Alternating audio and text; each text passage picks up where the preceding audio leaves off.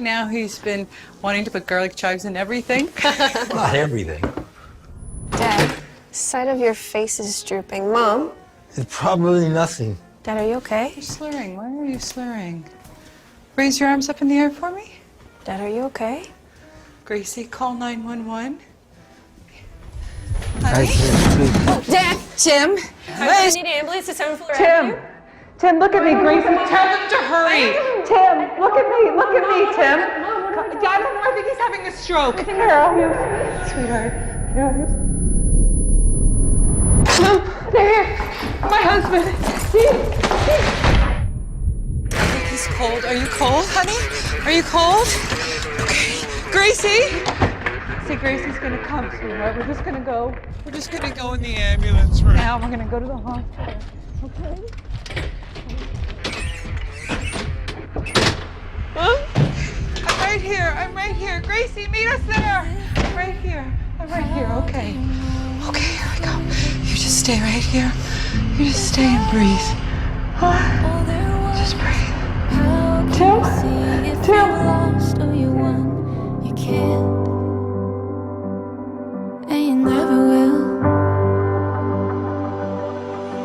I wanna fall asleep. I wanna learn to dream. I wanna close my eyes in peace. Oh, it will all be well. I believe it's still. I'm gonna close my eyes in peace. Am I blind? Did you leave? Why are we always the last ones to see? Did I break for my time? Or did all go to plan and the price wasn't mine? It's not, and it never was. I wanna fall asleep. I wanna learn to dream. I wanna close my Pemirsa, hasil riset menjelaskan stroke menjadi salah satu penyakit paling mematikan di Indonesia. Pemirsa, data Kementerian Kesehatan mencatat penyakit stroke merupakan salah satu penyebab kematian tertinggi di Indonesia. Stroke kini tidak hanya menyerang para lansia tetapi juga kaum muda usia di atas 30 tahun.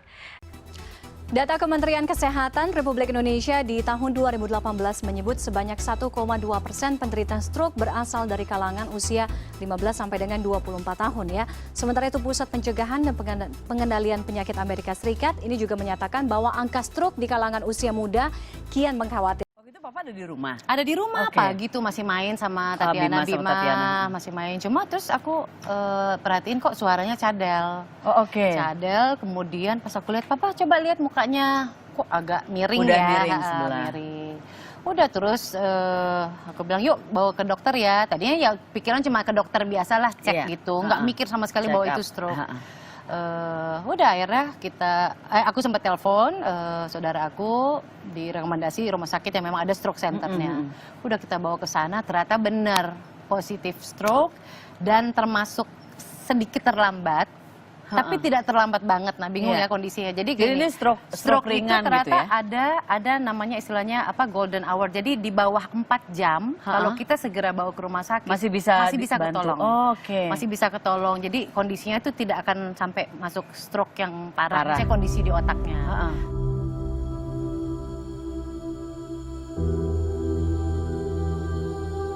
Stroke dikenal berbahaya dan mematikan, tapi sebetulnya dapat dicegah dengan berhenti melakukan berbagai kebiasaan ini. Hingga saat ini, stroke masih menjadi momok menakutkan bagi banyak orang. Bagaimana tidak, menurut data riset kesehatan dasar atau Riskesdas 2013, stroke adalah penyebab kematian utama di hampir semua rumah sakit di Indonesia, yaitu 14,5%. Karena pilihan gaya hidup dapat berdampak pada kemungkinan terjadi stroke di masa mendatang, sudah saatnya meninggalkan kebiasaan buruk berikut ini. 1. Pola makan tidak sehat. 2. Minimnya aktivitas fisik. 3. Tidak menjaga berat badan ideal. 4. Jauhi minuman beralkohol. 5. Jauhi kebiasaan merokok. 6. Tak bisa mengelola stres dengan baik.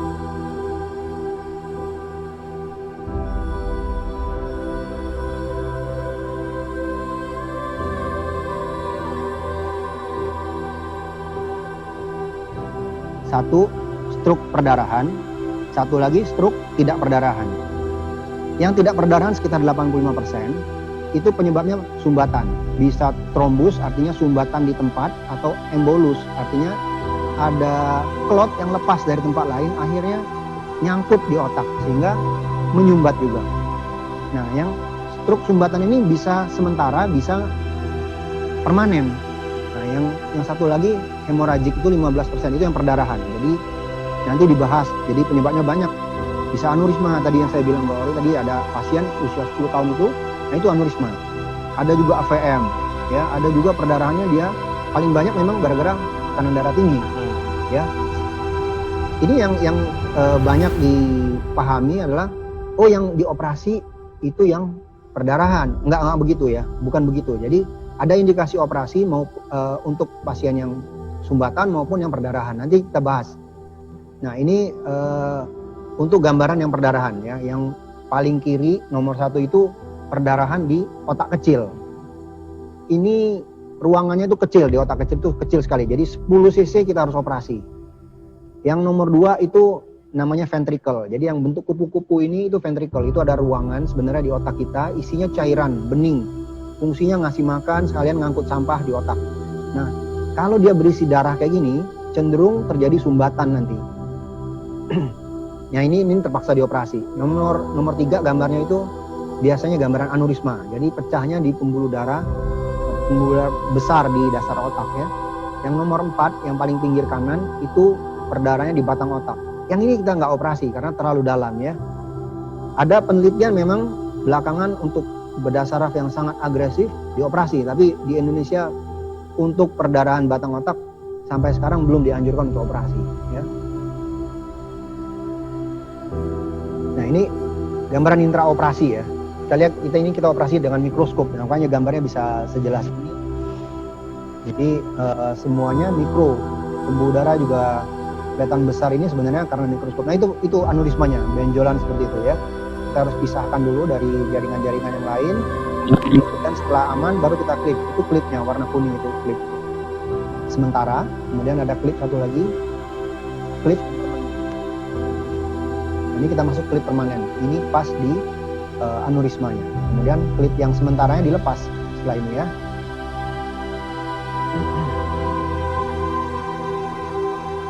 Ya. Oke. Nah ini operasinya kayak gitu ya. Operasi seperti itu kira-kira. Nah satu lagi yang sering kita temuin ini perdarahannya itu masuk ke dalam sistem cairan otak manusia. Jadi ada gambaran kupu-kupu itu. Kemudian di pinggirnya ada daerah yang sedikit abu-abu, sedikit hitam.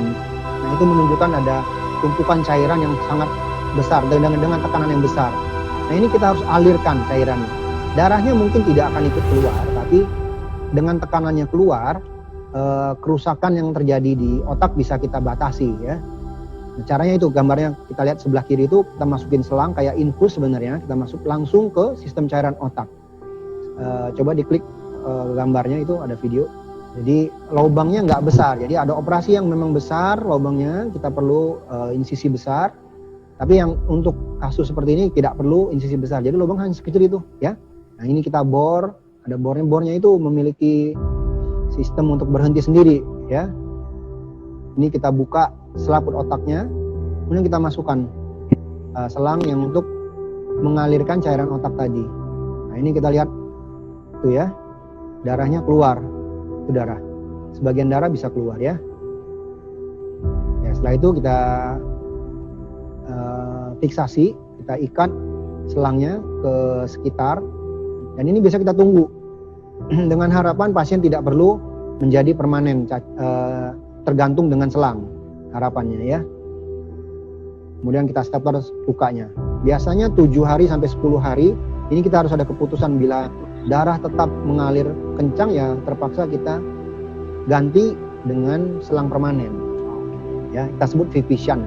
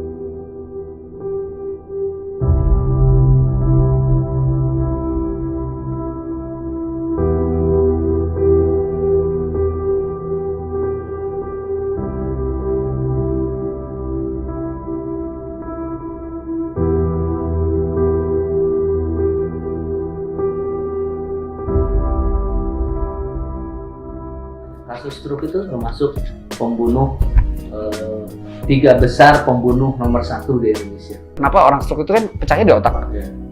Kenapa biasanya yang saya tahu, karena saya nggak gitu tahu ya, kalau stroke tuh dia nggak bisa menggerakkan beberapa lumpuh, tapi lumpuh juga nggak tahu ya, ada yang di muka, ada yang di tangan, itu kenapa bisa gitu? Padahal di otak, Dok. Tergantung di area mana dia yang pecah. Yang pecahnya. Jadi stroke itu bisa macam-macam manifestasinya ya, kelihatannya ya.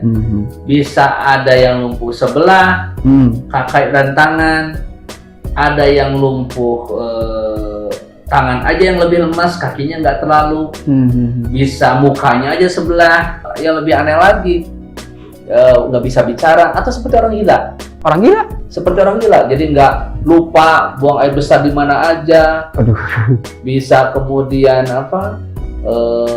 memorinya hilang, nggak inget istri, nggak inget anak, nggak inget rumah di mana, macam-macam, tergantung pecah pembuluh darahnya di mana. Di otak itu kan banyak area. Oke, ini menurut saya pengetahuan yang menurut saya penting banget. Jadi pertama, stroke itu adalah pembuluh darah yang pecah akibat tekanan darah yang sangat tinggi di otak gitu ya, Dok ya. Dan kelainan pembuluh darahnya. Iya, itu ya. Dan itu pecah ada di otak. Nah, otak itu ternyata kan banyak stroke di tangan doang, entar di jari doang, nanti di sini doang. Itu ternyata di sini tetap di otak ya, Dok, pecahnya. Cuman otak itu bagian mana yang diatur sama si otak itu gitu. Karena kan semua fungsi yang ada dalam tubuh kita diatur sama otak. Memori, ke sini-sini semua, perasaan kita, memori kita, kemudian juga fungsi luhur ya. Orang bisa malu, punya rasa bangga, itu karena otak. Berarti ada jutaan nih di sini nih. Wah, segala macam.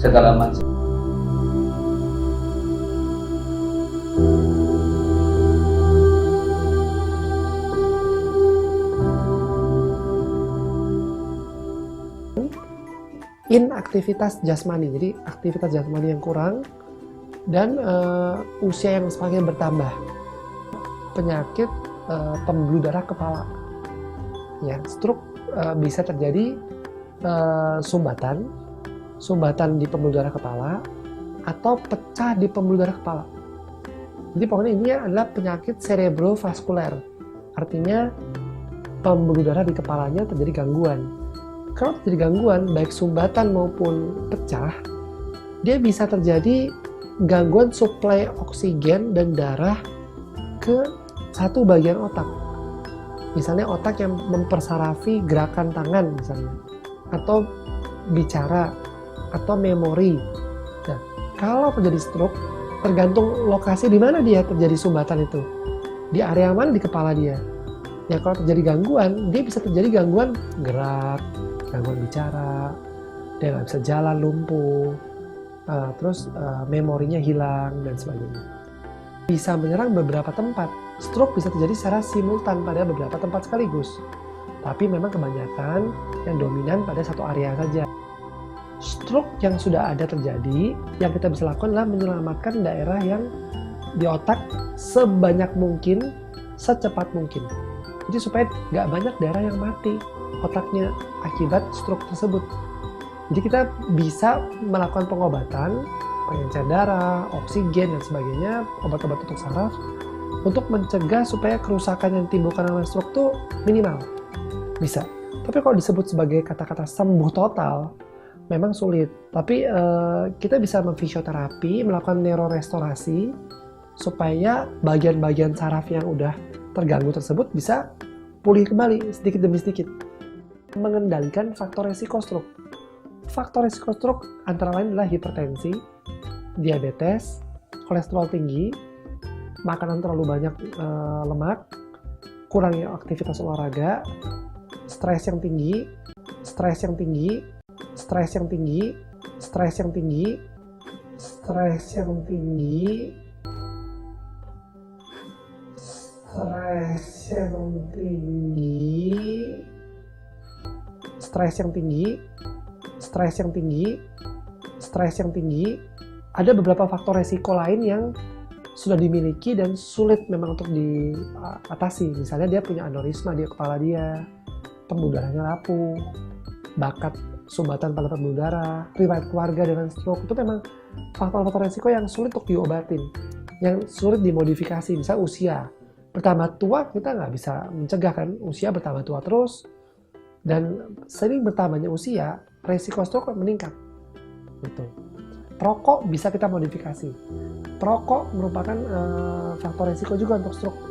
Jadi kita bisa mengurangi merokok atau men-stop merokok untuk mencegah stroke.